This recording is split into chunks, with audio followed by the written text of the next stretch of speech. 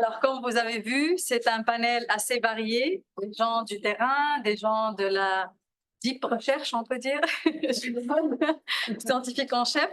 Donc, en invitant les très chers invités, on leur a posé 3 questions et le panel, il va se tourner de la sorte. Donc, je pose la première question et puis chacun il commence à nous répondre pour un petit 5 à 6 minutes. Quels sont les principaux défis de la communication des risques en période de rétablissement selon vous? Je vais commencer par Stéphanie, considérant qu'elle vient du domaine de la sécurité civile et elle va nous parler de la ville de Gatineau. Vas-y, Mystique. Bonjour. Je pense qu'un des principaux défis en termes de rétablissement, c'est le désintéressement des médias et de la population en général envers justement le risque qui est en cours. Je l'ai vécu pendant les inondations de 2019. L'eau était même pas encore complètement retirée des rues. On avait des centaines de familles qui étaient encore en hébergement d'urgence. Les médias, ils voulaient même plus véhiculer les messages. On n'était même plus capable d'atteindre justement la population. Donc, le défi qu'on a en communication dans la période de rétablissement, c'est vraiment de pouvoir assurer des communications directes. Parce qu'on a 2 types de sinistrés. On a des citoyens qui sont locataires, qui ont des besoins de relocalisation, parce que la reconstruction, ça ne se fera pas du jour au lendemain. Puis d'un autre côté, on a des sinistrés qui sont propriétaires, qu'ils doivent reconstruire. Mais quand on est dans un contexte d'inondation de si grande ampleur, parce que la ville de Gatineau, on a 47 kilomètres de rives de zone inondable. C'est tous les contracteurs du milieu qui sont sollicités justement pour la reconstruction. Donc, des fois, il peut y avoir des délais là, dans l'accessibilité aux ressources pour pouvoir justement se reconstruire, ce qui vient encore plus allonger les délais. Merci. Monsieur Crafton. Oui, Je vais alterner comme ça. pour ma part, c'est beaucoup encore dans la sphère du déni puis de la résistance au changement que ça s'inscrit. Communiquer que le risque qui vient de se vivre n'est que le début de quelque chose d'autre, pour nous, ça reste encore un gros problème. Puis, ça, je pense, c'est dans la nature humaine de ne pas accepter les changements. Puis, on est tous en train de lutter contre les changements climatiques, c'est-à-dire qu'on veut garder la situation le plus pareille à ce qu'on vit aujourd'hui. D'accepter de faire cette lutte-là, puis d'accepter aussi que le monde change, puis peut-être on va trouver un meilleur dans ce qui s'en vient. Mais c'est ça, c'est d'accepter ces changements-là, puis de se préparer. Pour nous, ça reste... Je ne comprends pas pourquoi les humains sont aussi réfractaires au changement, mais c'est impressionnant parfois à quel point c'est ça aussi les acquis finalement d'accepter quelque chose qui est difficile aujourd'hui, qui va se répéter. C'est plus facile que d'accepter de changer pour quelque chose qu'on ne connaît pas, mais qui peut être meilleur. Pas psychologue, mais il y a quelque chose à fouiller pas mal là-dedans.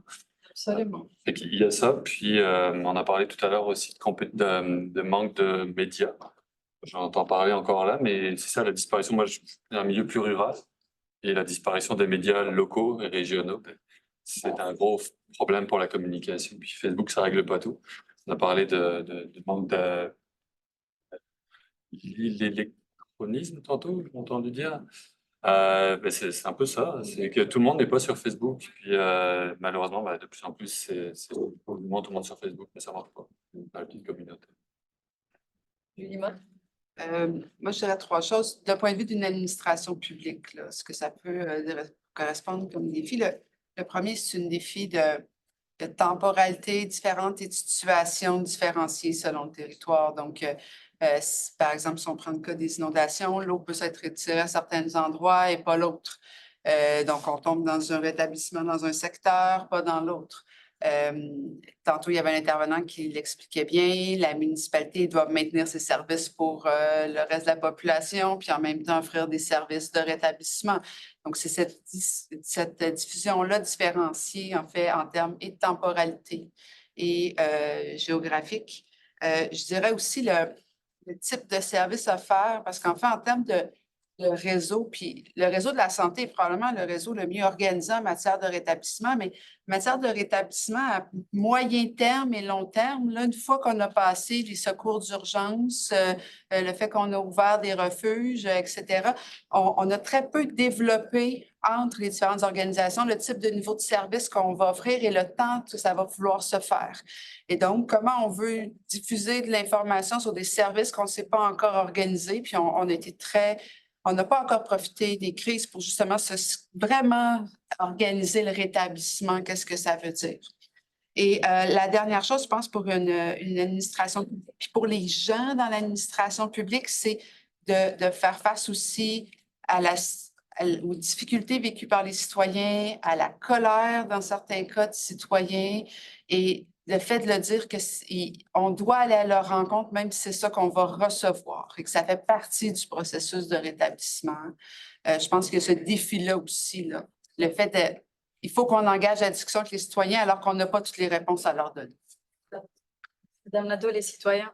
Merci. Ben, je vais amener l'angle que je vais aborder. Si oui, je suis citoyenne du quartier où on a vécu les inondations historiques à 3 reprises maintenant. Moi, j'étais conseillère municipale lors de 2017 et 2019. Donc, les réponses que j'aborde sont vraiment d'un point de vue de mon travail terrain lorsque j'étais conseillère municipale, puis par la suite, oui, comme citoyenne sans être élue. Oui, les citoyens sont réfractaires au changement, mais ils nous en redemandent à chaque élection, ce qui est encore ici un paradoxe. Ils nous le revendiquent constamment. Donc, en période de rétablissement, moi, comment d'abord je vais la définir, cette période de rétablissement-là, parce qu'on l'a abordé tantôt, c'est entre la sécurité civile et la communauté. Donc, moi, je l'aborde vraiment du point de vue de la communauté, là, parce que pour moi, le rétablissement, c'est pas, il n'y a plus d'eau dans les rues, on s'est assuré qu'il était encore stable, puis les camions peuvent passer, puis on a mis les bines à ordures, puis les gens peuvent commencer à débarrasser de ce qui suit. Le rétablissement de la communauté, il est beaucoup plus long, il est beaucoup plus profond, il est beaucoup plus complexe que ça.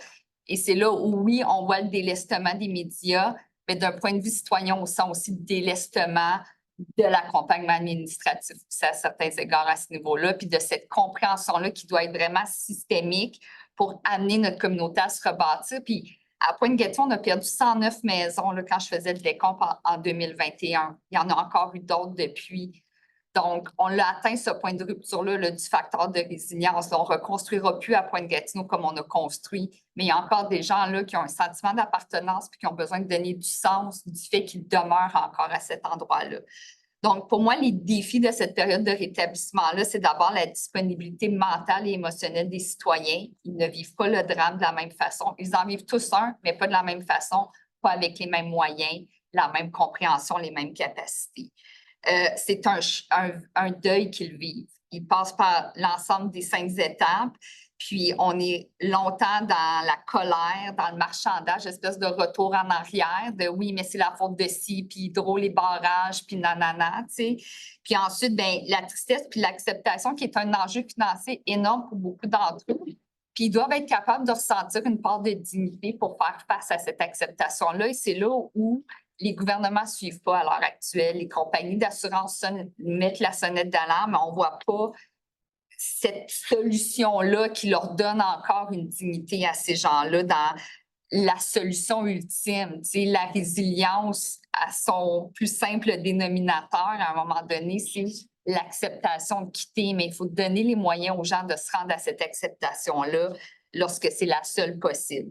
Donc, je m'excuse, je dis beaucoup de choses. Vous voyez que c'est un sujet qui me passionne énormément, mais d'un point de vue très terrain. Donc, je pense qu'il y a ce niveau-là.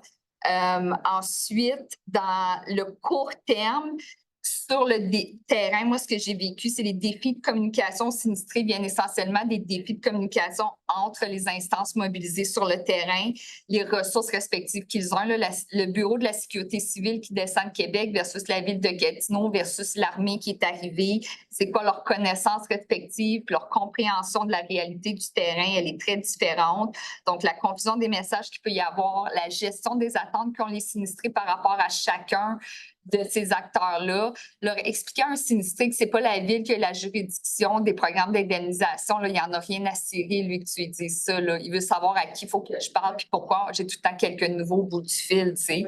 Fait que, l'établissement puis la consolidation, je pense, une culture organisationnelle de gestion de risque, elle doit percoler entre organisations qui sont appelées à se retrouver ensemble sur le terrain pendant le sinistre. Donc, d'avoir une cohérence dans les messages, une réflexion pré-crise de ces anglements-là, de trouver les synergies possibles en gardant le citoyen au cœur de la réflexion. Là, pas juste ton protocole de sécurité civile, mais comment le citoyen va se retrouver puis va comprendre le sens de ce qu'il doit suivre comme marche à suivre qu'on lui dit de suivre. Puis là-dessus, tu sais, des exemples genre de personnes sinistrées qui n'ont pas accès à ses médicaments, mais que tu n'es pas capable de rejoindre le CIS ou son intervenant. C'est des cas très, très pratiques. Là. Mais moi, on m'a interpellée comme conseillère municipale. À qui doit parler ce monsieur-là? On a besoin de ses médicaments. Fait qu'on est vraiment une ligne de fond au niveau municipal. On n'a pas ces outils-là. On peut tirer la sonnette d'alarme sur beaucoup de choses, mais il faut que ça soit pris en compte dans la façon d'établir ces mécanismes de communication-là. Super, c'est très intéressant. Moi-même, j'étais au téléphone dans le bureau de rétablissement et puis il appelait « Oh, personne n'est là pour nous aider, on est tout seul. » Mais non, la ville est là pour vous. Donc, les gens, ils sont dans ce défi. Est-ce qu'il y a une question de la salle au niveau de cette question-là? Quels sont les principaux défis? Avez-vous des questions sur les défis? Non? Juste un commentaire, c'est très intéressant. Oui. Toujours très intéressant, surtout avoir les différents points de vue. Le point de vue de l'administration publique, le point de vue citoyen, le point de vue d'une organisation qui gère vraiment le bassin versant. Donc, on voit les différentes échelles. Donc, la question... Oui, bien sûr. C'est toujours touchant d'entendre les municipalités, vous êtes au front. C'est vous qui êtes au front, en fait, de tous ces aléas-là. Ça serait quoi vos attentes, en fait, de soutien? Vous venez de parler des réseaux de la santé qui pourraient être un peu plus proactifs. Vous cherchiez, il n'y avait peut-être pas la personne. Ça serait quel type de soutien en priorité, en fait, dont vous auriez besoin, puis qui n'est peut-être pas là actuellement? De mon expérience de l'époque, puis je vais me garder un certain devoir de réserve. Moi, je ne suis plus là depuis novembre 2021. Là. Je suis là comme citoyenne sur le terrain qui va planter ses tomates, puis qui essaie de donner du sens justement à tout ça avec la communauté où j'habite encore. Mais je pense vraiment qu'il y a une question de ressources, puis je pense que ce que les municipalités ont besoin, c'est de se faire prendre au sérieux par Québec. Ultimement, ils ont besoin de se faire prendre au sérieux, ils ont besoin de se faire reconnaître cette fine compréhension-là qu'elles ont du terrain, des solutions qu'elles peuvent mettre de l'avant. Et elles ont elles-mêmes besoin, les municipalités aussi, à donner plus de place à l'intelligence collective de ces populations-là dans la prise en compte de comment on planifie une réponse, de maintenir un dialogue avec elles. L'établissement à Gatineau, là, pour moi, il n'est pas terminé, là, des inondations de 2017, de la tornade, des autres inondations qui ont suivi, parce qu'on a encore besoin de donner un sens à tout ça. Et il y a encore des réponses que les citoyens n'ont pas et pour lesquelles ils ont des solutions aussi à proposer. Là. Quand on parle de sortir des cadres établis, là, il y a de la matière riche à cet égard-là. J'ajouterais, puis tantôt, là, Myriam l'a bien fait. Moi, j'ai comme deux chapeaux là, quand je prends la parole sur ce sujet-là. Il faut savoir que je suis nouvellement à la ville de Longueuil depuis un an, puis un des sujets sur lesquels je m'occupe, c'est que je coordonne le comité de résilience aux fortes pluies. Donc, on parle de sinistrés, mais dû à des inondations de fortes pluies, mais qui sont généralement pas reconnus comme étant des sinistrés, en fait, parce qu'il n'y a jamais vraiment beaucoup de médiatisation de ce type d'événement-là. Il n'y a pas les programmes gouvernementaux du MSP ne se mettent pas en place. La santé débarque pas parce qu'on les sait pas.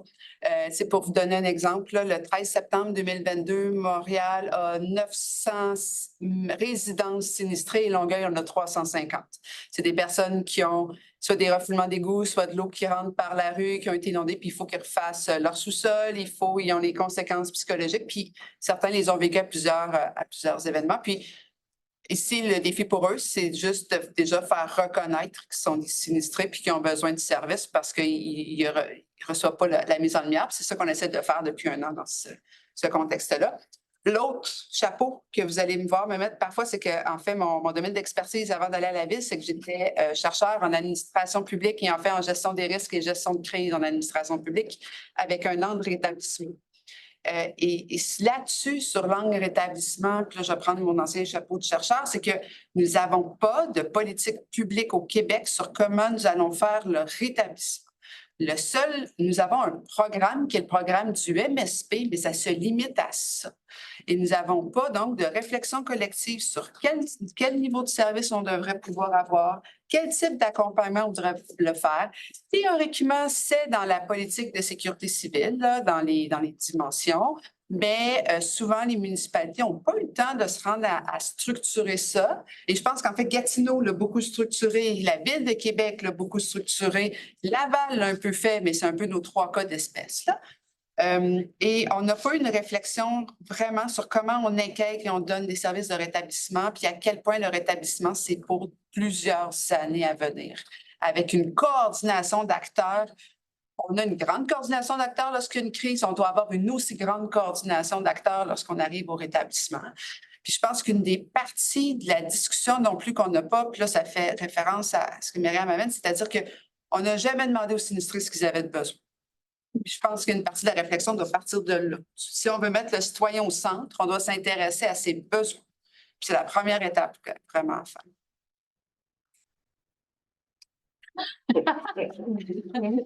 Ou infirmier.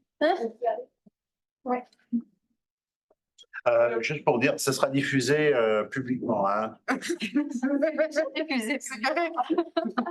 Là, c'est pas public, c'est juste ceux qui sont inscrits. Il nous reste 6 minutes. Tu veux dire que c'est un manifeste politique? Question. En ce moment, à Gatineau, je suis certaine que ces réflexions-là vont percoler ailleurs au Québec. Il y a des discussions sur qu'est-ce qu'on fait avec les terrains inondés. Et dans la phase de rétablissement, dans les personnes sinistrées à qui j'ai parlé l'année passée, c'était plus tant les inondations qui leur faisaient peur parce que celles qui sont encore là, c'est celles qui ont vécu 3 inondations. Ce qu'ils ont peur, c'est les décisions des différents acteurs gouvernementaux, municipaux, de qu'est-ce qu'on fait maintenant avec est-ce qu'on délocalise les gens ou est-ce qu'ils restent. Et moi, je me questionne sur comment est-ce qu'on peut, dans le fond, communiquer comme ville quand la ville elle-même fait face à l'incertitude, on ne sait pas trop encore qu'est-ce qu'on va faire. Il y a des solutions qui commencent à nous être apportées, mais qui fuitent en même temps dans les journaux. Fait que là, les citoyens sont full anxieux. Est-ce qu'on va se faire délocaliser? Est-ce qu'on va construire une grosse digue devant ma maison? Il y a comme plein d'anxiété qui pop. Est-ce que la meilleure stratégie de communication dans l'incertitude, c'est de garder le silence ou est-ce qu'il devrait y avoir autre chose? Bonne question. Je pense que je peux répondre en partie, là. C'est que c'est sûr qu'il y a des réflexions à avoir sur qu'est-ce qui va se passer pour le futur, là. On n'a aucune certitude, là, justement, quelles vont être les mesures qui vont être mises en place. Une chose qu'on souhaite aller de l'avant, par exemple, c'est que on mise sur la résilience, justement, puis la capacité de s'adapter des citoyens puis des résidents. Puis ceux qui vont faire le choix de rester dans ces zones-là, il faut qu'ils soient capables de se prendre en charge eux-mêmes. Puis tantôt, je trouvais ça super intéressant qu'on parlait de santé mentale en termes de rétablissement puis avec le terme de la résilience, parce que lors des inondations de 2023, on est allé visiter des résidents d'un certain secteur. Chaque maison avait une méthode de protection différente, mais qui fonctionnait.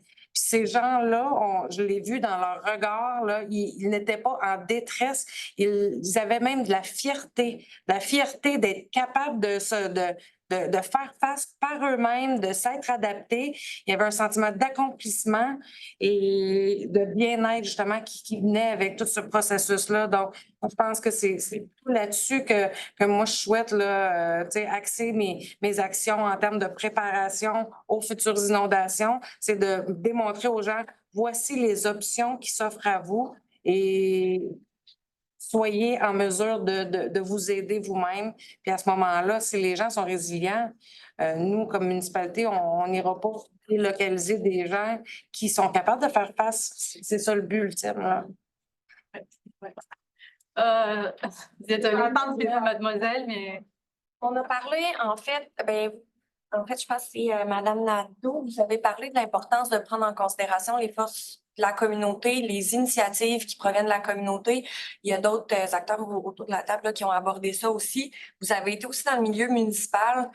C'est quoi les enjeux, c'est quoi les défis pour autant les municipalités ou de façon plus structurelle, plus large, que ces stratégies-là, ces mesures-là soient mises en place ou juste entendues, écoutées, autant en matière de rétablissement psychosocial post-sinistre qu'en matière de rétablissement post-démolition de domicile?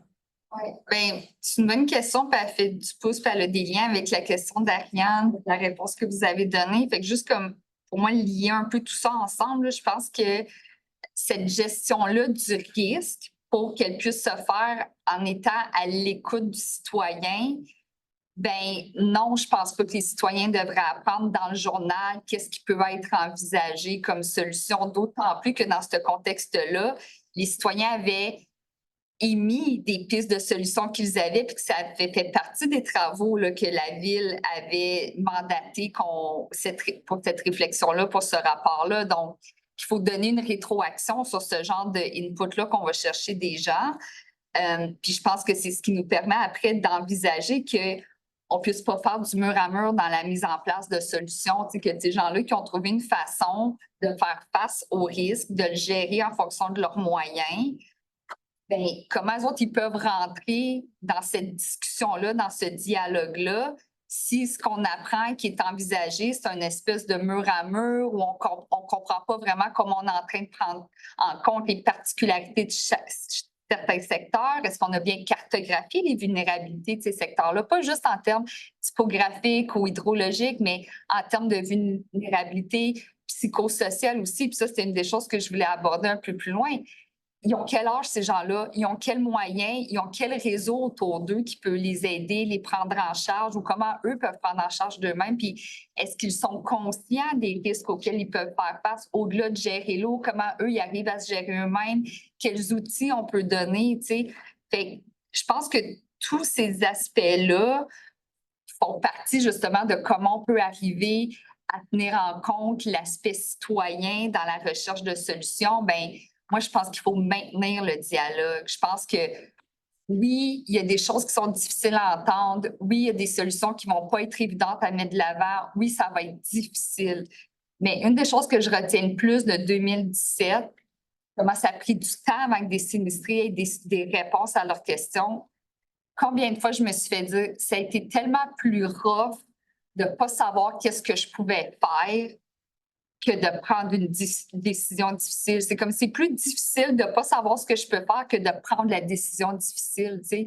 Fait que les gens veulent savoir ce qui s'offre à eux. Puis je pense que c'est comme ça que le rétablissement, il devient systémique. C'est en maintenant ce dialogue-là, puis en cheminant avec les gens sur bien, nous autres non plus, on n'a pas toutes les réponses. Mais on pense que vous êtes assez intelligents pour nous aider à les trouver, tu sais, puis à mettre de l'avant des solutions qui vont répondre, dans le fond, à la globalité du défi qu'on a à affronter. Merci. Je pense aussi que pour vraiment offrir des services puis mettre le citoyen au cœur, il faut aussi qu'on comprenne nos angles morts présents. Moi, je suis face à un risque à Longueuil qui est un risque assurable. Donc, ce n'est pas en lien avec le programme du ministère de la Sécurité publique, c'est davantage des assureurs privés dans un contexte où, puis là, vous l'avez vu même dans l'actualité, là où le monde de l'assurance change et donc ce qui était des risques assurables par le passé n'est plus des risques assurables avec des citoyens qui ne peuvent plus s'assurer sur certains risques. Et donc, puis ce système-là d'assurance fait partie aussi du rétablissement. Donc, où sont nos angles morts sur des services qu'on doit offrir, sur le type d'accompagnement? Quand je faisais la recherche avec Daniel Maltais puis Mélissa Généreux sur le processus de rétablissement en 2017-2019, on avait regardé aussi la lunette du fardeau pour le citoyen. Mais le citoyen, la première fois qu'il rentre dans un système de rétablissement, il doit comprendre les relations, il doit comprendre le formulaire à apprendre, il doit comprendre justement qui fait quoi dans mon grand processus Il se bute à aussi la pénurie de main-d'œuvre, là, parce que souvent, il doit y avoir des soumissions puis des compagnies qui ne soumettent plus parce qu'ils savent que ça ne sera pas du rétablissement, donc ils ne veulent pas faire de soumission qui est essentielle dans certaines étapes de leur processus. Donc, c'est vraiment là, partir du point de vue de le sinistré, lui, vit quoi, et même, je dirais, les différents types de personnes touchées vivent quoi. Les proches aidants dans cette situation-là aussi vivent quoi pour vraiment pouvoir identifier nos angles morts. Merci beaucoup. 10 secondes. Juste, je vais vous dire quelque chose. On était déjà en train de répondre à la question de Doc. Tout le panel est en train c'est une dynamique extraordinaire. La question 2, elle porte surtout sur les mécanismes. Donc, Bernard, je vais poser ta question. C'est Embarquer sur... complémentaire de dire est-ce qu'on est mieux de ne pas répondre. Oui. Il m'a fait dresser un peu de ce qui me reste sur la tête. Parce que les médias, ça a horreur du vide. Et si tu ne réponds pas, c'est quelqu'un d'autre qui va répondre parce que la nouvelle va sortir. Ceci dit, puis je pense que Stéphanie il l'a bien exprimé, tu n'es pas obligé de donner une réponse. Tu peux expliquer pourquoi tu ne peux pas répondre. Mais le pire, dans des situations comme celle-là, quand on se fait poser une question, c'est de dire non, pas de commentaire. Parce que l'obligation d'abord des journalistes, c'est de vérifier à la source. Si la source ne veut pas parler, ben, tu vérifies avec n'importe qui. Donc, retenez ça, du vide. Merci Bernard. Alors, la deuxième question à laquelle, comme je vous ai dit, vous étiez, mesdames, toutes les deux en train de commencer de répondre. Comment pourrait-on améliorer nos pratiques et approches pour mieux accompagner les citoyens et les aider à mieux vivre cette période-là de rétablissement? Et que devrions-nous mettre en place pour favoriser une meilleure résilience des communautés touchées par un sinistre? Peut-être je vais donner la parole à M. Crapet, on ne l'a pas parlé. Au niveau des bassins versants, comment est-ce que vous moi, justement, dans ma pratique quotidienne, on travaille beaucoup avec les associations de riverains. C'est pas un terme que j'ai encore entendu depuis hier, à moins que je l'ai manqué, mais dans un milieu plus rural, le long de la rivière des Outaouais, c'était pratique, surtout sur des longs corridors, d'avoir des associations de riverains. Mais pour nous, au quotidien, c'est une très bonne façon de toucher tous les riverains d'un secteur en parlant à un ou l'autre représentant de leur groupe, notamment la présidence de l'association. C'est une très bonne façon, avec une personne qui représente les riverains, l'autre personne qui représente la ville ou la sécurité publique, d'avoir un petit trio très efficace. Et on parlait aussi plutôt des relations, d'avoir un ancrage de relationnel. Ben, une association, c'est des gens qui se connaissent, qui travaillent ensemble sur d'autres sujets, par exemple que les inondations ou le risque. Ils peuvent travailler à l'amélioration environnementale ou à des projets d'asphaltage d'un rang. Donc, ils peuvent faire plein d'autres choses, mais ils sont prêts à travailler ensemble, ils se connaissent, puis ils sont résilients parce qu'ils ont tout un tissu social qui fonctionne sur d'autres enjeux que la crise. Mais c'est une bonne façon, je pense, de former, d'envoyer l'information en prévention. Puis je ferai un parallèle dans la région d'où je viens, la Abitibi-Témiscamingue, il y a beaucoup de mines, beaucoup de comités de suivi minier. Je pars sur un autre sujet complètement, mais ils ont l'obligation, chaque promoteur minier, de tenir un comité de suivi pour son projet de production. Et les bons promoteurs démarrent leur comité de suivi au jour 1 de démarrer leur projet. Alors que leur obligation, c'est d'avoir un comité de suivi quand ils sont en production minière. Et ça arrive qu'ils le démarrent facilement 2 ans avant. Pourquoi? Pour être prêts au moment où ils sont en production, à faire face à tous les commentaires avec du monde formé sur le sujet. Ils sont prêts à défendre le projet, ils sont prêts à comprendre comment toute cette dynamique fonctionne. J'entendais tout à l'heure qu'un citoyen ne sait pas comment demander, par exemple, une soumission ou rentrer dans un système gouvernemental. Mais tout ça devrait être fait avant la crise. On devrait avoir une certaine littératie. On devrait avoir une offre de formation pour un secteur qui est vulnérable et à la limite se pratiquer, faire des jeux de rôle quasiment de OK, là on vit une crise, qu'est-ce qui va se passer, avec qui, quoi, comment, plutôt que de se poser la question en après-crise, comment je dois faire. C'est un exemple que je vois dans le côté minier qui se fait vraiment travailler vraiment en amont des crises pour être capable de limiter de beaucoup, avec du monde préparé et pour fonctionner. En gros, c'est ça, je dirais, si on est capable de travailler par des groupes, parce que là, ce que j'entendais surtout, c'est de travailler avec le citoyen. Et le citoyen fois 10 000, ça fait beaucoup de discussions. Et on est capable de rassembler ça dans de l'associatif. J'ai l'impression que ça peut être intéressant, mais je n'ai pas le contexte urbain, ni aussi linéaire qu'ici, mais c'est une idée. Le contexte urbain, madame. Oui, mais même dans le contexte urbain, ça s'applique sous différentes formes, mais Tu sais, je repense notamment aux études d'Aldrich qui s'est intéressé au rétablissement à Katrina de la Nouvelle-Orléans et qui démontrent que dans les secteurs où les réseaux sociaux étaient les plus forts, c'est les secteurs qui se sont les mieux rétablis. Et souvent, il faut aller à l'encontre de nos préjugés, c'est-à-dire que certains secteurs où les réseaux sociaux étaient très forts, ce n'étaient pas des secteurs ou des quartiers riches économiquement, des quartiers riches en relations et en capacité de ressources et de mobilisation. Et ça, souvent, quand on veut agir vite, on perd ces nuances-là. J'ai quand même un billet administration publique, là, donc je vais le reprendre, mais je pense qu'on n'a pas encore suffisamment appris des différentes leçons de rétablissement. Quand on pense à Lac-Mégantic, le gouvernement du Québec a mis un sous-ministre responsable de coordonner la réponse de rétablissement au gouvernement québécois, puis il y avait des ressources également sur le terrain. Dans les villes, je disais, là, je pense que moi, ce que j'ai vu de bien en termes de rétablissement, c'est Gatineau, Laval, Québec, puis qui, pendant, si je prends le cas de Québec, après l'attentat contre la mosquée de Québec, ils ont mis en place un système de rétablissement avec un plan et des suivis pendant plus d'1 an. Mais c'est relativement rare, on l'a peu regardé, puis on l'a pas institutionnalisé, puis on donne pas systématiquement des ressources aux organisations pour qu'ils puissent faire ça. Quand ils décident de donner des ressources pour le rétablissement, ça veut dire qu'ailleurs dans l'organisation, ils vont se demander comment le financer, puis ils feront pas quelque chose d'autre. Donc, je pense que ça fait partie des défis de structure du mécanisme. Stéphanie? Je trouve ça intéressant que Yves, que tu parles d'association de quartier, parce que c'est vraiment un projet qui est embryonnaire pour l'instant, mais c'est quelque chose vers quoi qu'on veut s'en aller.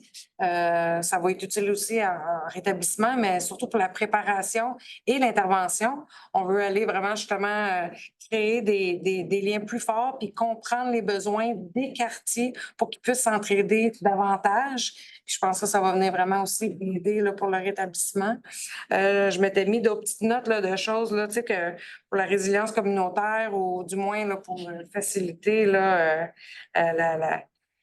le retour à un état normal là, suite à une catastrophe. Puis on ne parle pas justement pas juste d'inondation. Ça peut arriver n'importe quoi, là, mais dans le dans le projet de loi 50 sur la loi sur la sécurité civile, dans l'article 5, on parle de responsabilisation du citoyen, mais je pense qu'on est rendu au-delà juste de dire aux gens qu'ils doivent préparer une trousse 72 heures. Au-delà de ça, il y a aussi le plan d'urgence, pas juste un plan d'évacuation de la maison ou du quartier, mais un plan d'urgence avec justement des ressources où ce qui pourrait aller s'héberger justement pour libérer un peu là, la responsabilité de la ville à la prise en charge des personnes sinistrées, mais l'obligation d'avoir une assurance individuelle. Dans le cadre de tornades ou de petits sinistres, là, si justement, ils ont une assurance qui peuvent justement libérer un peu le fardeau fiscal à travers de diluer un peu les coûts parmi les assureurs plutôt que de tout mettre ça sur le dos de la ville ou du programme d'aide. Ça pourrait être bénéfique. Puis, en termes de rétablissement, là, c'est sûr qu'on essaie de travailler là, vers un bureau de rétablissement, un guichet unique où que tous les services sont là. Sauf que le flux, l'achalandage de ces centres-là, de garder des employés du ministère de l'urbanisme, puis toutes les ressources nécessaires au même endroit quand que les gens ne viennent pas nécessairement systématiquement tout le temps, c'est difficile. Donc là, c'est plus vraiment une coordination qui est faite comme à l'interne, puis on utilise les bureaux de la Croix-Rouge, là, où ce que les gens vont venir renouveler leur hébergement ou venir chercher des services que par là, on va pouvoir justement offrir de l'aide. Là. Super, merci Stéphanie. Oui, j'en ai mentionné quelques éléments tantôt, là, fait que je ne vais pas juste me répéter, là, mais c'est sûr que l'établissement de comité riverain, là, nous, on l'avait abordé là, à Pointe-Gatineau après 2017. Bon, on n'a pas eu le temps d'en faire un, il y a eu une autre inondation, là, fait que, il y a ça aussi qui existe, mais en même temps, le voisinage, c'était quand même regroupé, parce qu'il ne faut pas... Ça amène quand même beaucoup de beaux moments de solidarité puis d'entraide, de vivre ce type de drame comme ça ensemble. Là. Fait que ça, à ce niveau-là, il y a quand même une toile de lien qui s'était tissée, mais comment on pouvait plus la structurer pour savoir, ben, à telle porte, la madame est toute seule, puis sa fille, elle habite pas en ville. Tu sais, ben, après ça, comme quand on dispatchait des bénévoles pour aller mener des sacs de sable, ben, on avait déjà un petit peu ce narratif-là de la première inondation qu'on a pu capitaliser là-dessus pour la deuxième. Tu sais, mais encore là, c'était tout spontané. C'était moi, parce que j'avais été là en 2017, que je connaissais encore le terrain en 2019. Tu sais, mais ça, il reste quoi de ça, tu sais, des années plus tard? Comment on a consigné ces infos-là? Comment la Ville distribue à chaque période de crue un pamphlet pour dire aux gens comment se préparer. Ça, c'est depuis 2018. Mais au-delà de ça, tu sais, si tu l'as jamais construit, ton mur de sable, là, c'est beau de le voir dans un pamphlet, tu sais, mais le genre de choses que tu pourrais voir dans une fête de quartier, un beau 9 juin ensoleillé quand il n'y a pas de drame. Tu sais, moi, je pense que une des façons qu'on peut accompagner les gens, c'est d'abord de les garder impliqués dans la recherche de solutions, de faire appel à leur intelligence, puis chercher à leur donner des leviers de contrôle sur ce qu'ils vivent, puis sur ce qu'ils peuvent encore revivre.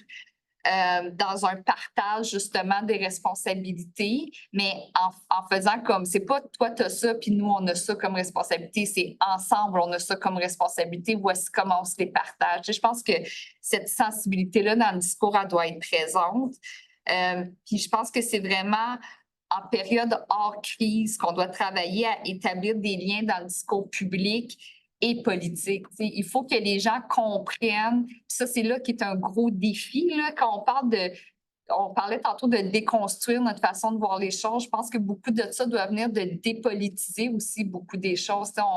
Comme politicien, des fois, c'est plus facile d'aller gagner un vote que de s'appuyer sur la science pour faire valoir justement pourquoi telle décision n'est pas le fun, n'est pas sexy, mais il faut qu'on la prenne. Puis ça, je sais que c'est pas le fun de parler de ça, mais il faut qu'on en parle.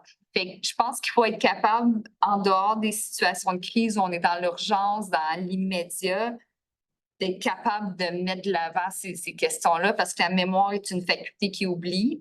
Puis, en octobre 2017, on était encore en période de rétablissement à Gatineau de manière très concrète. Là, des gens attendaient encore de savoir s'ils allaient devoir démolir leur maison en zone inondable.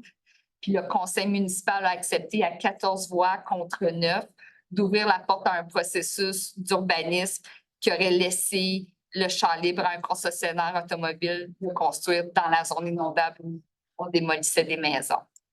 Il a fallu un nouveau conseil municipal parce que le processus réglementaire nécessitait 2 votes. Quand c'est repassé au conseil, en décembre 2017, il y avait un nouveau conseil, puis finalement, le vote a été inversé à 14 contre versus 9 pour, mais ça a pris quoi? Ça a pris plus que de rappeler qu'il y avait eu un drame. Ça a pris la une d'un journal qui disait qu'il y avait eu du rempli illégal sur ce terrain-là. En tout cas, ça a du moins pesé dans la balance de certains élus. C'est pour ça qu'on a à exiger ça de nos politiques, de dépolitiser ces enjeux-là puis de s'appuyer sur la science pour te donner une chance dans le portrait global des choses. Dépolitiser. Je sais, c'est une ancienne politicienne qui vous dit ça. Le nom du mamache dans la salle virtuelle, il faut faire attention. Mais c'est très pertinent ce que vous dites. Mais je ne le dis pas en ciblant des intervenants, là, je le dis juste dans le discours général. C'est des questions difficiles, puis on peut comprendre que c'est toujours délicat de les aborder, puis je le comprends. Vous êtes le modèle idéal. Moi, je dis, quel enjeu, quel dilemme dans lequel vous vous retrouvez, vous, comme conseiller municipal et citoyen résident de zone inondable? Il y a certaines questions sur lesquelles il faut laisser parler la science d'abord. Puis ça, c'est un exemple sur lequel il faut laisser parler d'abord. C'est pas tous les conseillers qui disent ça. Vraiment, merci beaucoup. Question de la salle, à vous la parole. Après, Ariane, après. Y avait-il quelqu'un d'autre qui avait la main levée? Oui, c'est correct. Je m'excuse, je n'avais pas vu. C'est bon? OK. Tantôt, vous avez mentionné la résilience communautaire. Puis moi, je me questionne dans la gestion des lots vacants, justement. Parce que, mettons qu'on y va dans une approche où est-ce que les gens, on se dit, bien, les gens qui restent dans zone inondable doivent être, selon, tu sais, en plus avec le nouveau projet de loi 50, doivent être capables de se protéger leur demeure et tout ça. C'est axé sur l'autonomie, mais est-ce que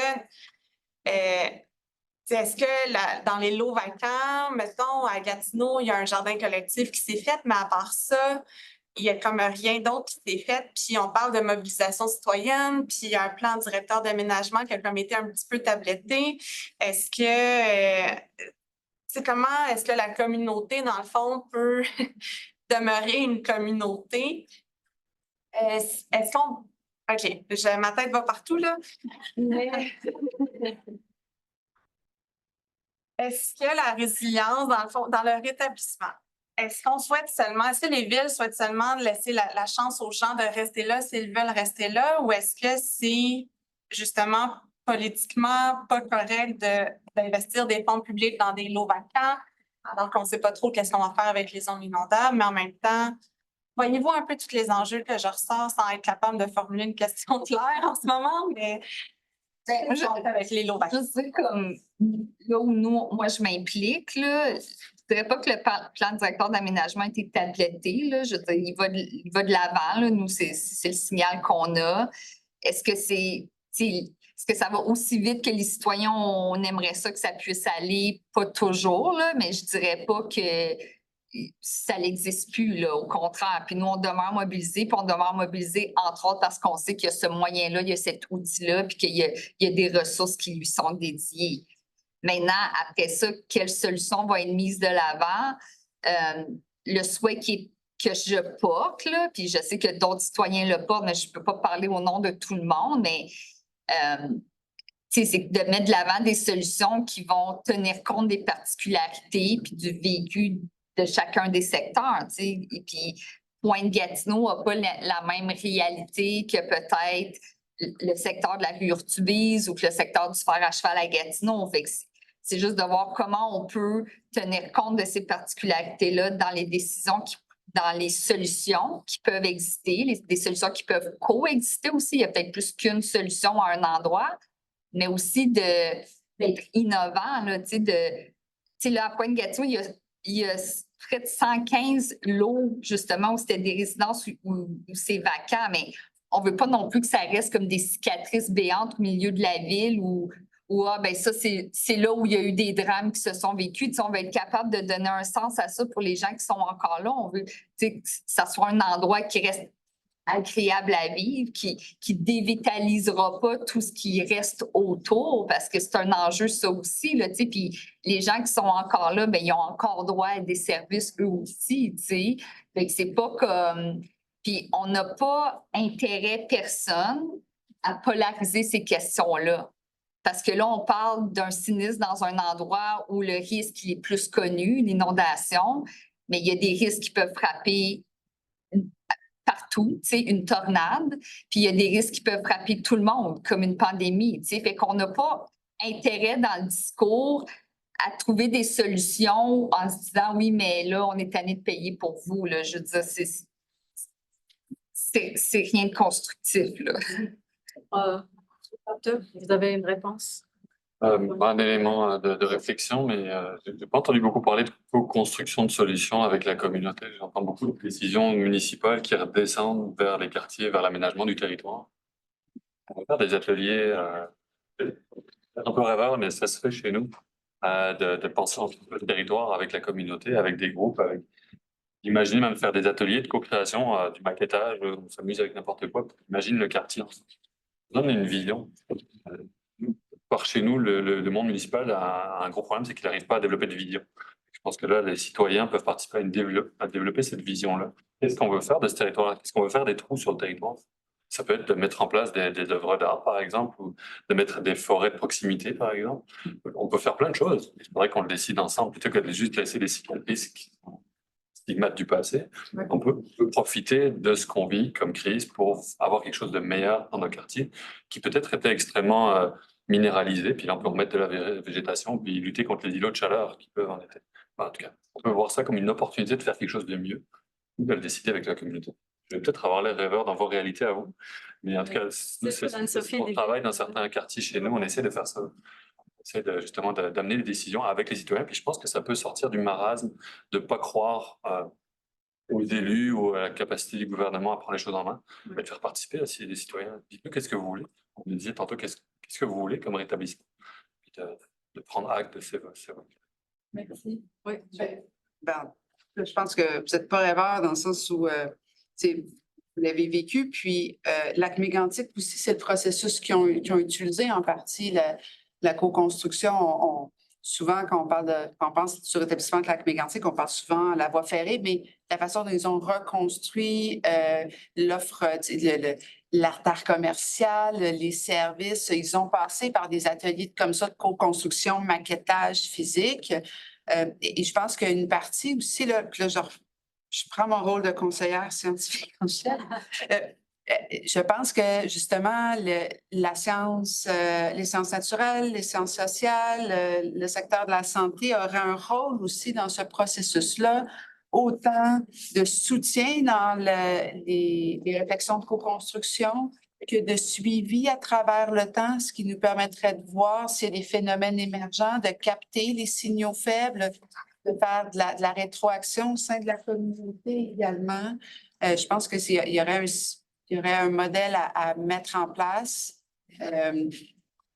Mais c'est ça, le défi, en fait, aussi dans ce type de développement-là, c'est quelles sont les organisations qui vont s'attacher pour prendre le leadership, pour faire aboutir ce type de modèle-là, par exemple. Je pense que justement, ça doit être un pouvoir partagé avec une responsabilité partagée. Merci. J'aimerais poser le rôle du régime transitoire.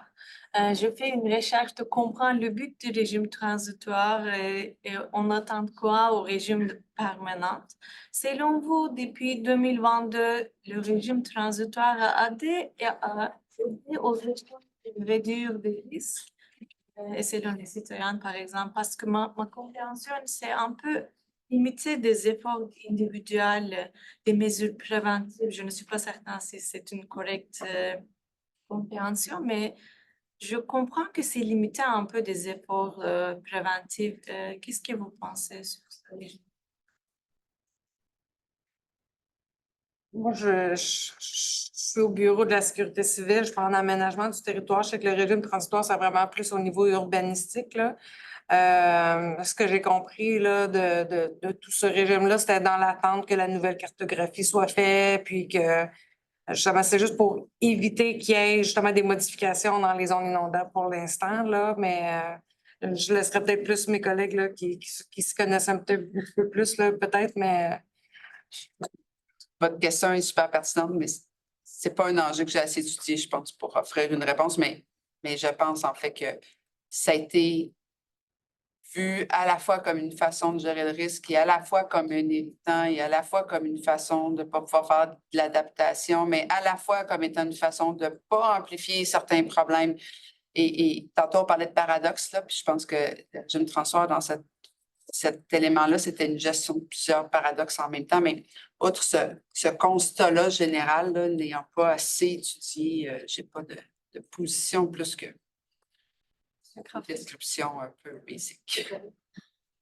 Bien, de mon expérience au niveau terrain, là, je veux dire, avant d'arriver au régime transitoire, on a eu après l'inondation de 2017 un moratoire carrément, qu'on nous disait, on met ce moratoire-là le temps justement qu'on revoit comment on veut planifier dans ces zones-là. Le moratoire est venu à échéance en janvier 2019. Il n'y avait toujours pas de nouvel outil de planification, mais il y a eu une nouvelle inondation en 2019. Fait que là, on a remis un moratoire, mais là, où l'histoire change, c'est que là, on avance vers un régime, justement, qu'on dit en ce moment transitoire, mais vers une nouvelle cartographie. Moi, je pense qu'un des...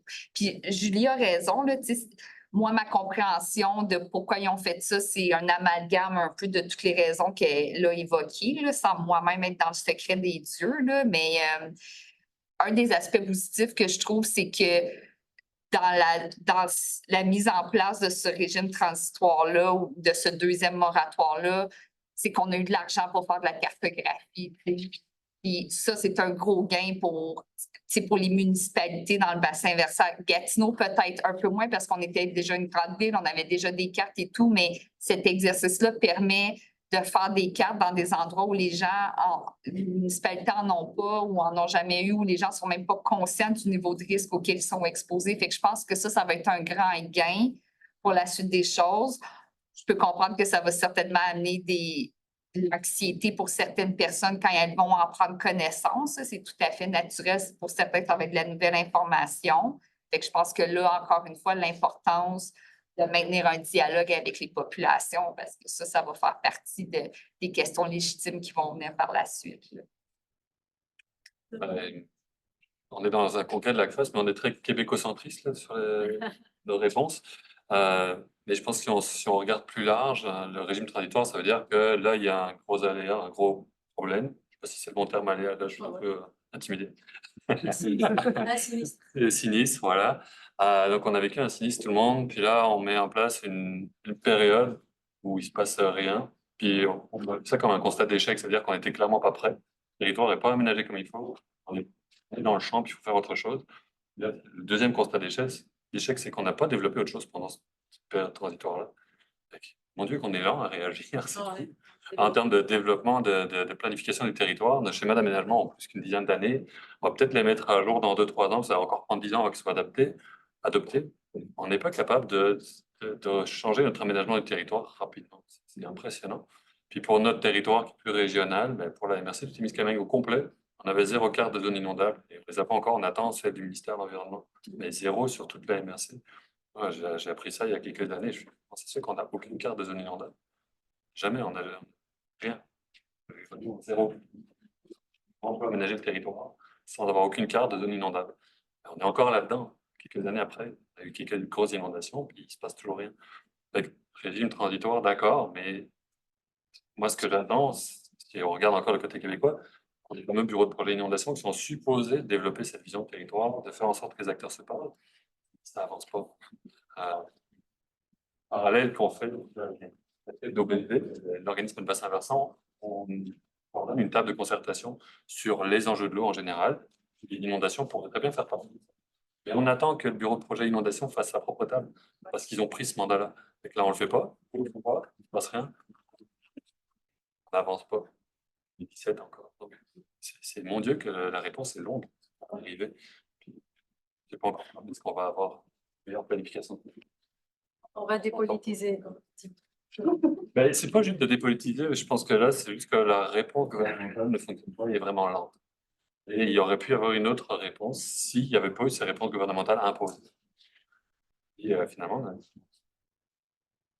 Moi, je vais mettre ma casquette d'aménagiste ici. Je vais vous dire que le régime transitoire, c'est similaire un tout petit peu dans les films de science-fiction. Il y a quelqu'un qui est malade, on n'a pas le médicament, donc on le rentre dans un état congélateur ou en état comment on appelle ça? Cryogénisation, en stand-by. On touche à rien, on va chercher la réponse dans le laboratoire. Quand on va trouver le médicament, on va le réveiller, on va le soigner. On est un peu comme ça, comme ma vision des choses. pendant ce temps-là, le climat continue, les événements, les arrêts, tout ça arrive Pendant ce encore. temps-là, c'est ça, la cryo, elle n'a pas bien fonctionné. Donc, il y a encore des constructions qui se font, il y a encore du développement qui se fait parce qu'on trouve toujours des failles à des lois. La loi n'est pas parfaite. Et il y a toujours des gens super intelligents qui ont trouvé des petites failles pour passer à travers les maillons du filet. Donc, La solution est simple, tu as juste à voyager dans le temps, chercher le médicament dans le futur. C'est simple, non? Ouais. Avez-vous d'autres questions? On va passer à la toute dernière question qui va nous prendre un petit peut-être. C'est jusqu'à 3 ans. On a encore le temps. On devient de plus en Là, on va passer sur le terrain. Là. Ils vont nous raconter des vraies histoires. On veut que c'est comme Italie. Attends, les vraies histoires, arrêtez d'enregistrer. En fait, on parle beaucoup des cartes de zones inondables. Est-ce que vous savez de quelle façon ces municipalités préparent les citoyens? Avez-vous des questions par rapport à ça, des préoccupations qui vous sont ramenées par des citoyens? Je sais que vous êtes peut-être plus au conseil. Je ne serais pas vous entendez pas cette question-là. Et moi non plus, je suis vraiment en préparation des équipes municipales à intervenir. Donc, la planification du territoire. Je sais qu'on veut impliquer de plus en plus les citoyens là, dans tout ce qui est justement réaménagement des territoires. Mais en amont, en fait, de la présentation de ces cartes-là, parce qu'on s'attend quand même des effets chez certaines personnes qui vont se retrouver en zone inondable. C'est une excellente question. Moi, je je suis à Longueuil, dans un territoire donc touché par des inondations fluviales. C'est rare, mais c'est ça. Il y a d'autres problèmes. Il y a d'autres enjeux, voilà, il y en a d'autres. Mais je pense que à tout le moins, les échos que j'ai eus, il y a une source de questionnement profond sur les impacts que ça va avoir sur les citoyens. Puis les impacts à la fois sur comment ça va être reçu, les impacts économiques, les impacts aussi sur même la planification stratégique de ville, qu'est-ce qu'ils ont prévu, qu'est-ce que ça a comme conséquence. Puis en même temps, ces cartes-là vont enfin passer de cartes de probabilité à des cartes davantage de risques. Puis c'est ça qu'on avait besoin, notamment pour ceux qui avaient déjà des cartes, là, parce qu'en effet, c'était pas toute la critique qu'on avait. Puis ceux qui en avaient, parfois, ils dataient des années 70. Puis selon tu étais quel côté de la rivière, il n'y avait pas le même niveau pour une crue sentante. Ça va amener déjà une plus grande homogénéisation aussi là, du type d'analyse. Ça va aider, mais je pense que la question est tout à fait légitime. Je sens une certaine inquiétude sur cet enjeu-là, mais pas nécessairement de comment on va y répondre, de stratégie développée, comment y répondre. En même temps, je ne suis pas dans la ville où ça va être mis en place. Donc, c'est peut-être une mauvaise lecture de par ma position. Pas dans une de ces villes-là. Pour moi, ça va faire le même effet que quand on a présenté aux citoyens les zones contre établissement de terrain. Il y en a beaucoup qui ne savaient pas qu'il y avait des risques, là. Donc, ce que ça implique, c'est des changements au niveau de la réglementation de ce qui est permis, de ce qui n'est pas permis. Bref, on va souhaiter justement qu'il y ait des communications en amont pour essayer de limiter un peu là, l'effet surprise quand que ça va arriver. Là. Des présentations, Oui, finalement. c'est vraiment pertinent. C'est ça, OK. Après, c'est moi qui va te poser une question sur la préparation des citoyens à l'information. OK. La santé, vraiment.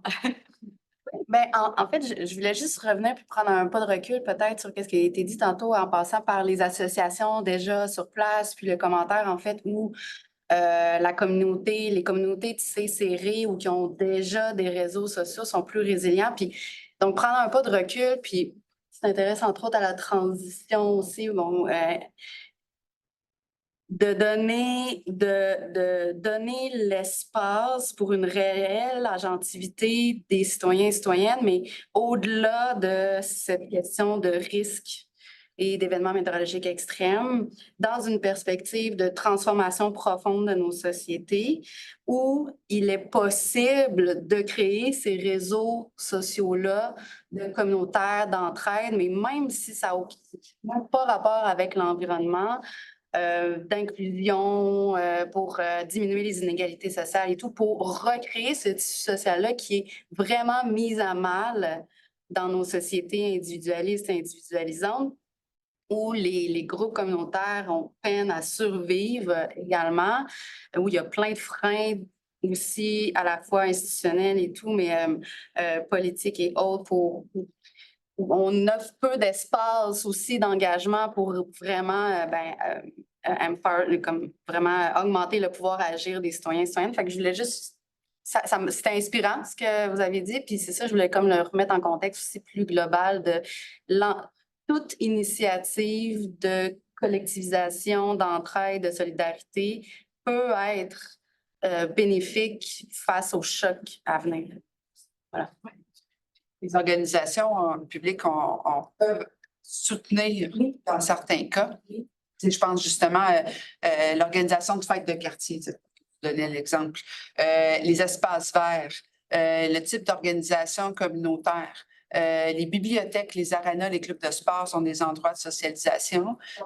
Souvent, par contre, le type de question qu'on ne se pose pas, c'est dans une ville, quels sont les endroits où ce type de réseau-là sont bien installés? Quels sont les endroits où, pour peut-être différentes causes, le type de réseau n'est pas suffisamment ancré, puis qu'on pourrait peut-être venir soutenir des impulsions. Je pense aux fêtes citoyennes, si on se fie seulement aux gens qui lèvent la main en disant « moi, je veux barrer ma rue pour faire une fête de voisins », bien, peut-être qu'il faut plus se préoccuper des endroits où il n'y a personne qui a levé la rue pour dire « je veux faire une fête de voisins », parce que c'est peut-être là qu'il y en a besoin d'une.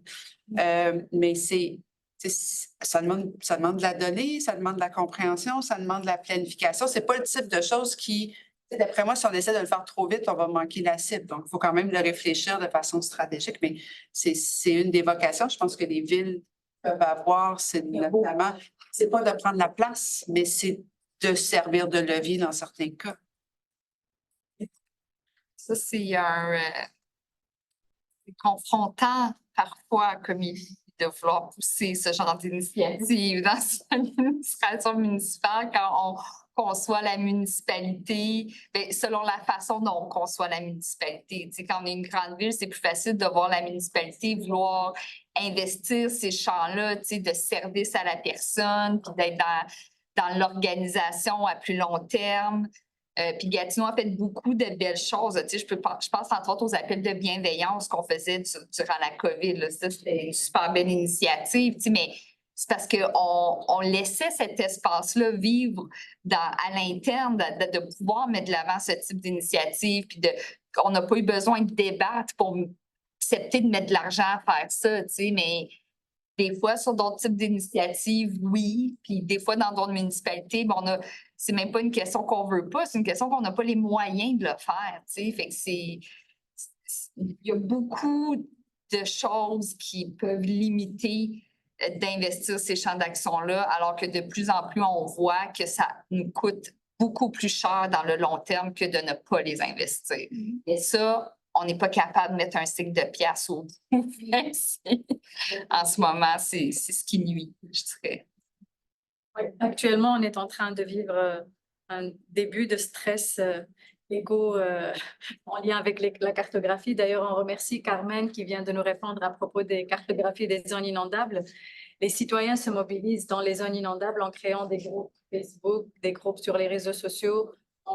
Ils se donnent comme nom les prisonniers des zones inondables et ils considèrent qu'avec cette nouvelle cartographie, ils seront des prisonniers. Donc, ils ont même des logos comme ça. Donc, je vous invite vraiment à aller voir ce qui se dit et qu'est-ce qui se discute. Parce que moi, je travaille avec quelques-unes et un d'entre eux. On ressent le stress, on ressent l'inquiétude. Et face à ça, il n'y a personne qui veut donner de réponse. On a juste des médias, Bernard, les médias qui sonnent des sonnettes d'alarme. La cartographie, qu'est-ce qu'on va... Donc, eux, ils stressent face à ça, face à la non-communication efficace. On ne sait pas qu'est-ce que ces cartes-là vont donner comme résultat sur l'aménagement du territoire. Ils font de la pression sur la municipalité. La municipalité dit, moi, je n'ai pas encore d'informations. Le gouvernement ne m'a pas encore informé. On a juste annoncé qu'il y aura des cartes qui vont sortir. Donc, c'est ça. Comment jouer ce rôle-là? Parce que là, ce que Julie Motte disait tout à l'heure, c'est ce lien entre les trois secteurs, la santé, parce que vivre dans un secteur, mais aussi vivre un bien-être. Parce que si je vis dans un secteur dans lequel je suis stressée, ça donne à rien.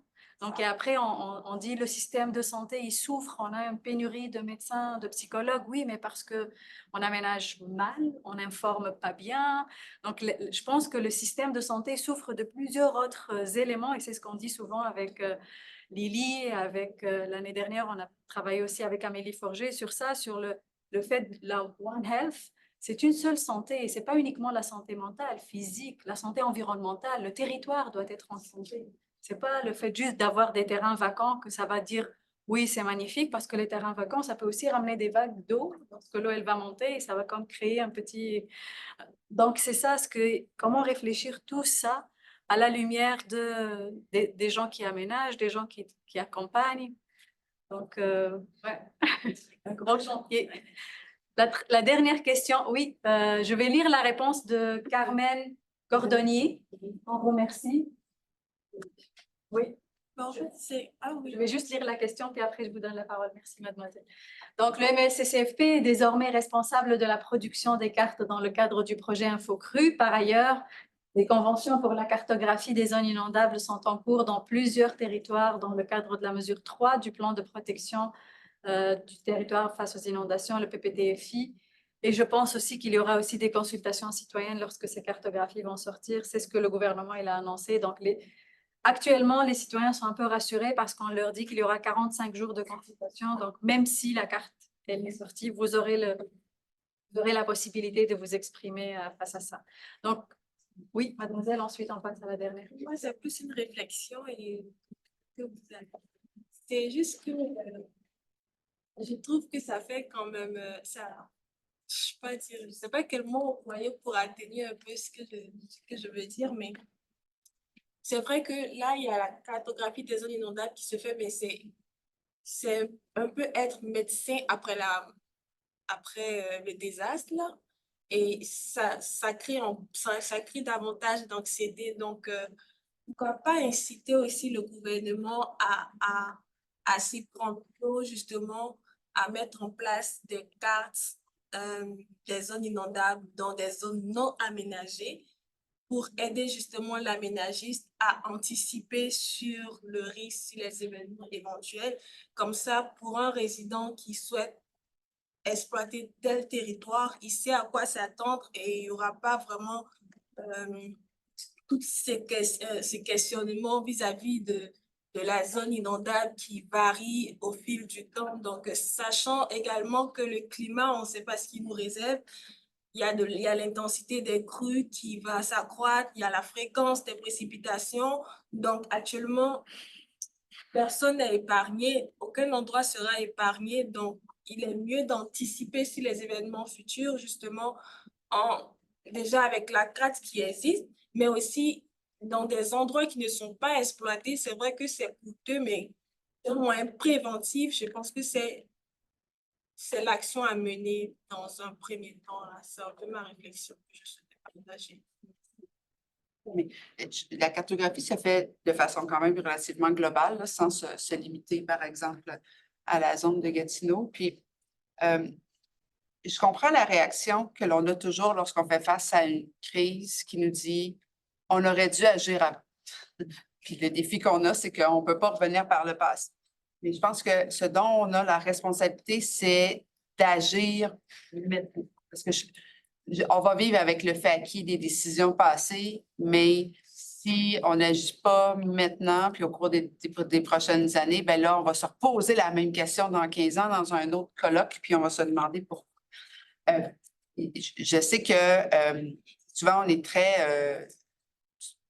on questionne beaucoup les décisions gouvernementales, mais en fait, moi, j'ai une grande empathie pour l'ensemble des fonctionnaires qui doivent essayer de trouver des solutions et les meilleures réponses aux questions pernicieuses, puis pernicieuses parce que c'est un problème pernicieux, là, le wicked problem, là, que l'on pose. Et en fait, les fonctionnaires et les directeurs et les sous-ministres et les directeurs généraux dans les villes et tout ça sont face aux mêmes problèmes et aux mêmes questions qu'on se pose ici, mais avec d'autres types de responsabilités, puis avec les différents citoyens qui viennent, et je pense en fait que notre mission est de continuer à contribuer au débat, que ce soit par la science, que ce soit par la participation citoyenne pour trouver les meilleures solutions, mais de se dire, on va vivre maintenant, puis maintenant, on va essayer de trouver des solutions. Mais vous avez raison, la question va se reposer dans certaines années, ne serait-ce que de la mise à jour des cartes, par exemple. Et aussi ne pas oublier le citoyen qui arrive dans la municipalité qui dit « trouve-moi une solution ». Et je bénéficie d'un droit acquis, madame, s'il vous plaît. Oui, tu as pris une mauvaise décision, mais moi, je bénéficie de mon droit acquis. Donc, quoi faire avec ce fardeau de droit acquis? C'est en ligne, puis faire des fonctionnaires. Mais ils se posent la question. Hein. Mais, tu sais, puis je pense que cette nouvelle cartographie-là va amener son lot de questions qui vont suivre. C'est-à-dire que maintenant qu'on a les cartes, comme s'il faudrait déjà être prêt à répondre, alors qu'est-ce qu'on va faire avec ces cartes-là? Fait que c'est un double défi d'avoir, c'est complexe, il y a beaucoup de différents publics là, qui vont recevoir ces cartes-là, qui vont les recevoir de différentes façons, avec leurs différents niveaux d'impact personnel, collectif et tout.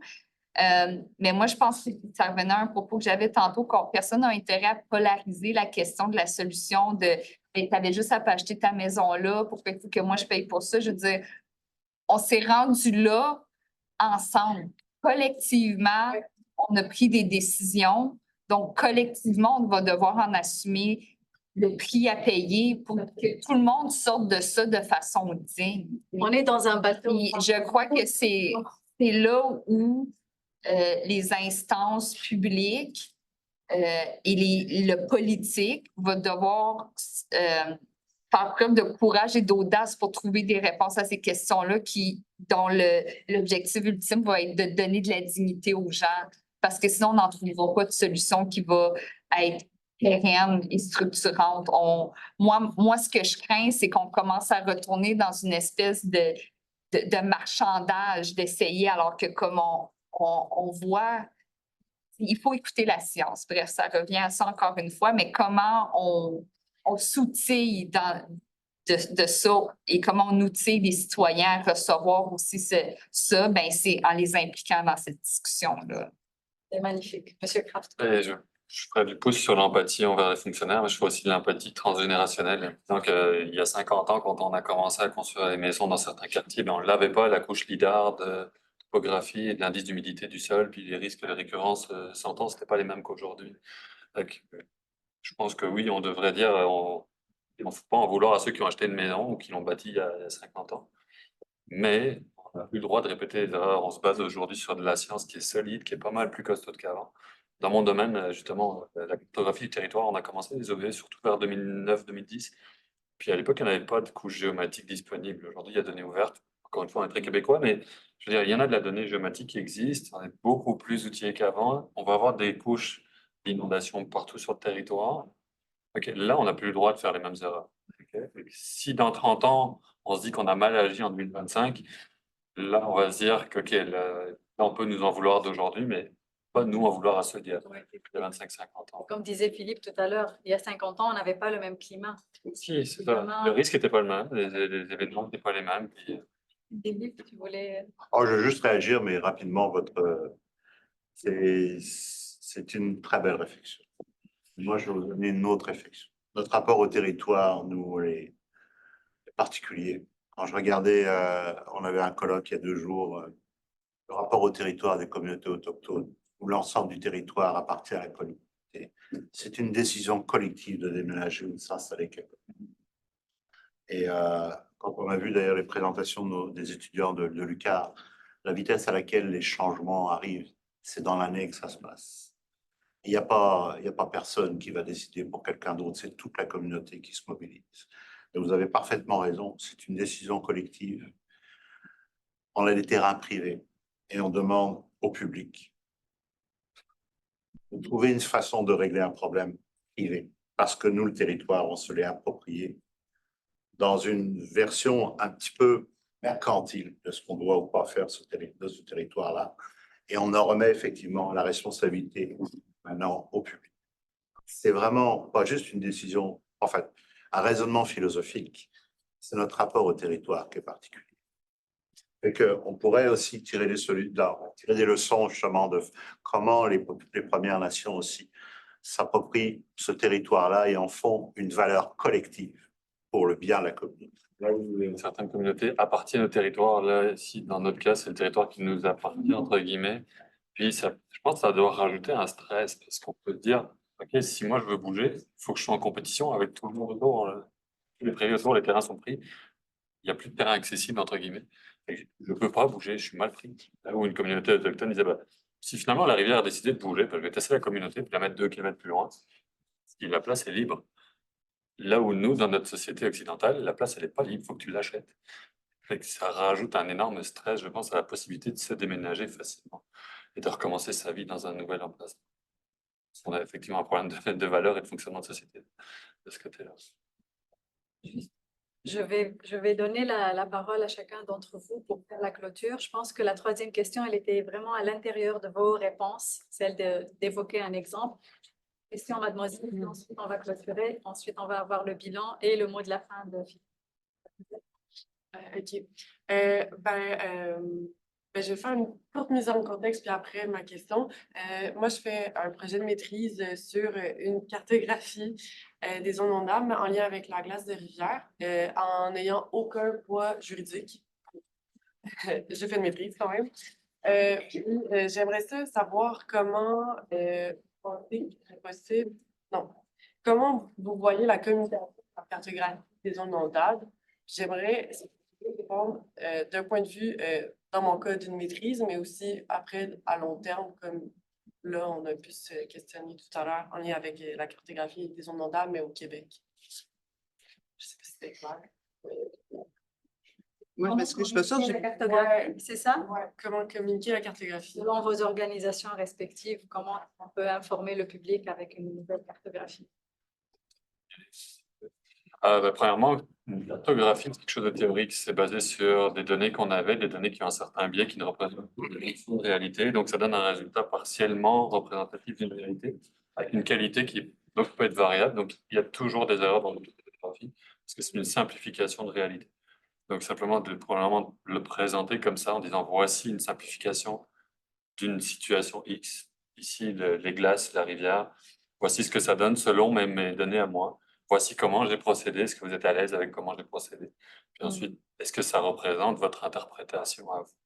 Parce que souvent, on fait une cartographie sur un grand territoire, puis là, on va parler à des citoyens qui habitent une petite portion de ce territoire-là, puis qui ont une connaissance beaucoup plus fine que ce que représente la cartographie de pixels ou le vecteur à cet endroit-là. Donc, je pense qu'y aller avec une forme d'humilité, c'est déjà bon. Ça évite les problématiques. La mise en contexte que la Je pense que les données cartographiques sont de plus en plus précises et fines et basées sur quelque chose qui est vraiment plus intéressant qu'avant, mais ça reste toujours un biais puis une interprétation. Sans rien enlever à la valeur de ce que ça peut apporter, ça reste une vision d'un territoire sur base de...